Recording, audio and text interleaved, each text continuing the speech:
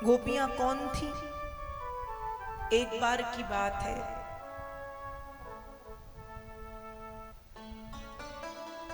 जब राम जी जनकपुर पहुंचे भगवती सीता के स्वयंवर में,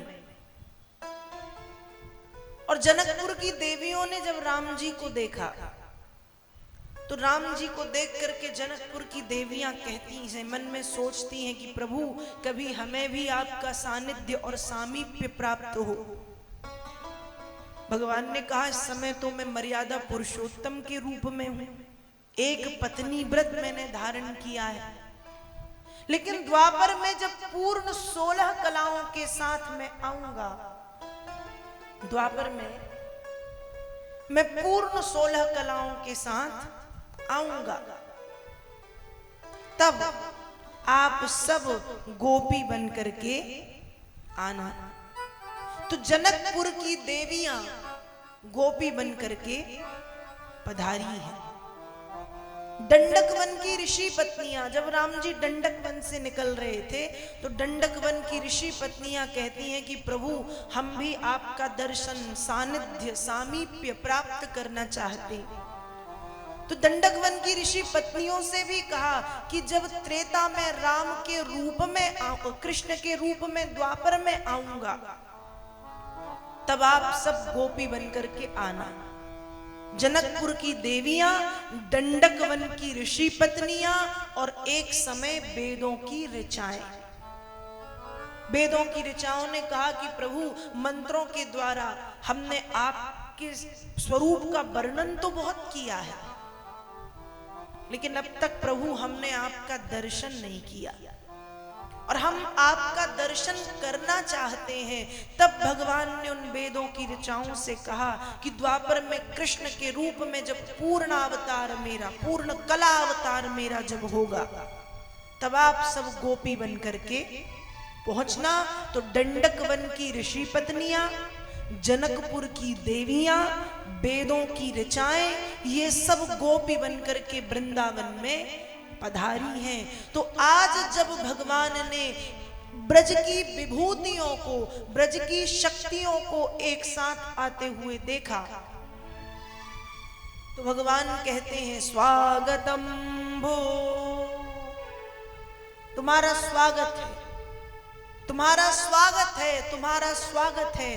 प्रियम किम करवाणि चो, मैं तुम्हारे लिए क्या कर सकता हूं।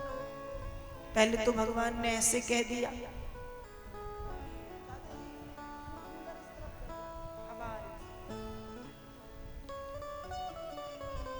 प्रियम किम करवाणि चो, मैं तुम्हारे लिए क्या कर सकता हूं। भगवान ने कहा, गोपियां प्रसन्न हैं। थोड़ी देर तो भगवान के सामने साथ में रही, फिर भगवान गोपियों से कहते हैं कि अरे गोपिकाओ, तुम जानती हो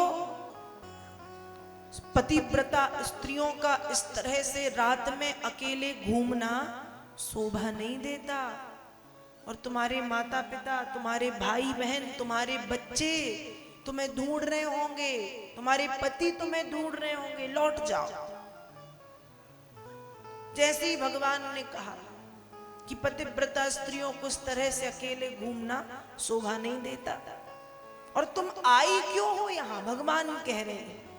अब गोपियों को बड़ा गुस्सा आ गया कि बांसुरी बजा बजा के एक तो खुद बुलाते हैं, और जब हम यहां पर आ गई तो कह रहे हैं कि क्यों आई हो।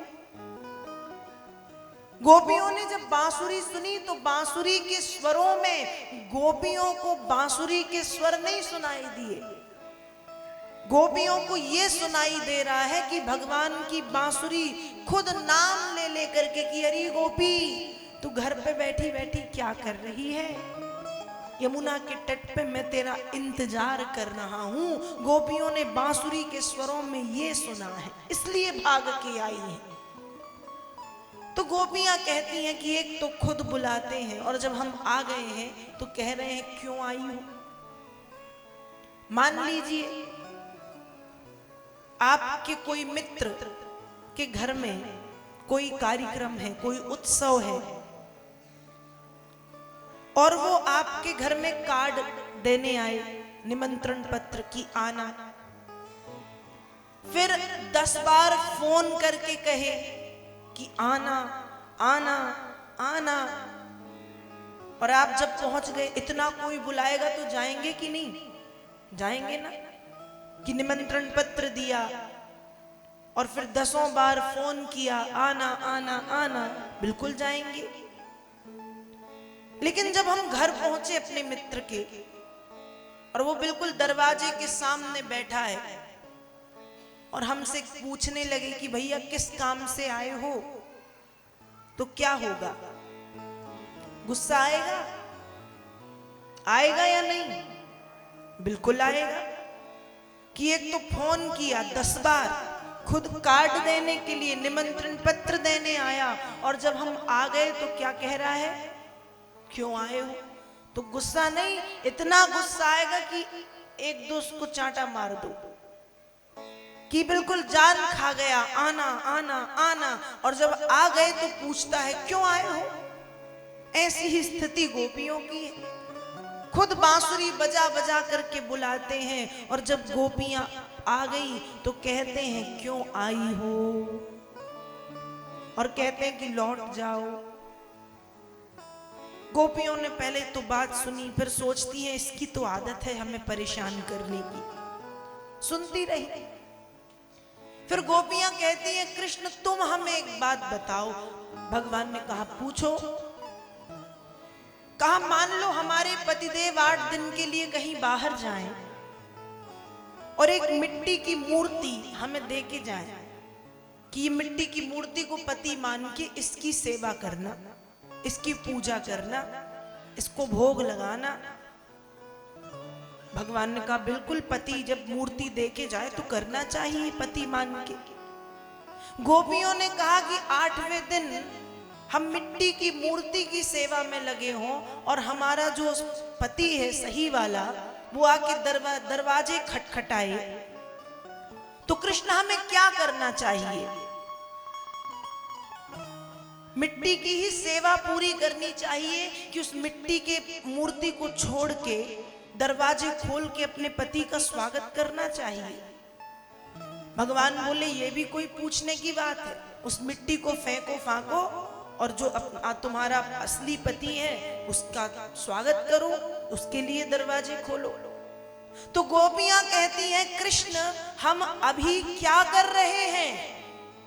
भगवान ने कहा मतलब ये कि जो घर पे सो रहा है, बैठा है, खड़ा है, वो कौन? वो मिट्टी का पति है, हाड़ मांस का पुतला। वो आज है कल नहीं रहेगा। जब हमें जगत पति की प्राप्ति हो गई है, ब्रह्म स्वरूप पति की प्राप्ति हो गई है, तो हम उस मिट्टी के पति की सेवा में क्यों लगे रहें? और जब गोपियों ने ये कहा, भगवान चुप हो गए कि अब मैं क्या बोलूं। और फिर गोपिकाओं के सुंदर भावों को देख करके भगवान ने गोपियों के साथ रास लीला की। और ऐसो रास रचो वृंदावन, बज रही पायल की झनकार, पायल की झनकार, बज रही पायल की झनकार, ऐसो रास रचो वृंदावन। भगवान ने रास लीला की और रास लीला में सैकड़ों गोपियां थी, सैकड़ों कृष्ण थे। हर 2 गोपी के बीच में एक कृष्ण, एक गोपी, एक कृष्ण, एक गोपी, एक कृष्ण, एक गोपी, एक कृष्ण। कृष्ण काले काले बादलों के समान श्याम वर्ण के दिख रहे हैं और गोपियां उस बादलों के बीच में चमकने वाली बिजली की तरह श्वेत धवल स्वच्छ दिखाई दे रही हैं। एक गोपी, एक कृष्ण, सैकड़ों गोपियां, सैकड़ों कृष्ण यमुना के पावन तट पर शरद पूर्णिमा की रात्रि में भगवान श्री कृष्ण ने गोपियों के साथ रास रचाया, रास लीला की। और जब रास लीला की फिर क्या हुआ? गोपियों को आ गया अभिमान। और ध्यान रखिएगा, भक्ति मार्ग में सबसे बड़ी बाधा है अभिमान। क्या बाधा है?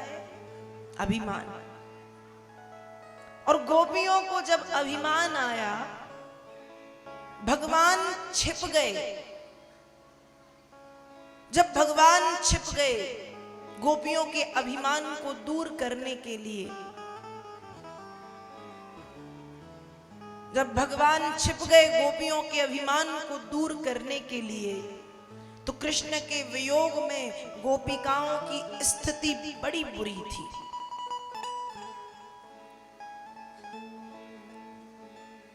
जिस प्रकार से माताएं मान लो खीर बनाती हैं,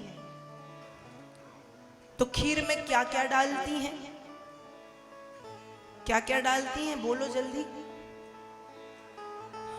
हाँ, क्या? सबसे पहले चावल, फिर दूध, फिर शक्कर, फिर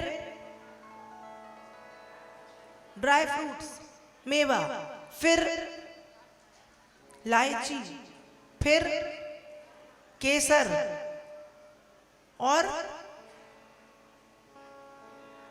खोवा, मावा, मावा, और ऐसे मिलाओ और मिला के बस खीर बन जाती है।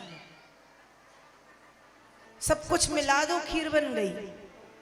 तो फिर पकाना पड़ता है गैस पे, चूल्हे पे, जो उपलब्ध हो, फिर खीर बनती है।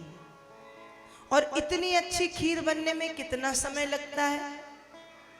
बिल्कुल अच्छी जो रबड़ी वाली खीर है उसको बनने में कितना समय लगता है? 1 घंटा, 2 घंटा, 1 घंटा। अब इतनी अच्छी खीर हमने बनाई 1 घंटे में, ठीक है। एक चीज और डाल दो। क्या? पूछो क्या? नींबू के रस की 1 बूंद। क्या होगा? क्या होगा? फट जाएगी खीर, खाने योग्य रहेगी? नहीं रहेगी। वैसे ही गोपियों ने भक्ति की। कैसी भक्ति की? श्रद्धा के साथ, विश्वास के साथ, समर्पण के साथ, भाव के साथ। जैसे हमने खीर बनाई ना, दूध से, चावल से, शक्कर से, इलायची, केसर, मेवा, मावा सब डाल के पका के 1 घंटे में खीर बनाई। उसके बाद नींबू के रस की 1 बूंद डाल दी, तो फिर वो खीर खाने योग्य नहीं रही। वैसे ही गोपियों ने भक्ति की, श्रद्धा, विश्वास, समर्पण, भाव, प्रेम सबके साथ। लेकिन गोपिकाओं की इतनी सुंदर भक्ति में अहंकार रूपी नींबू की 1 बूंद गिर गई।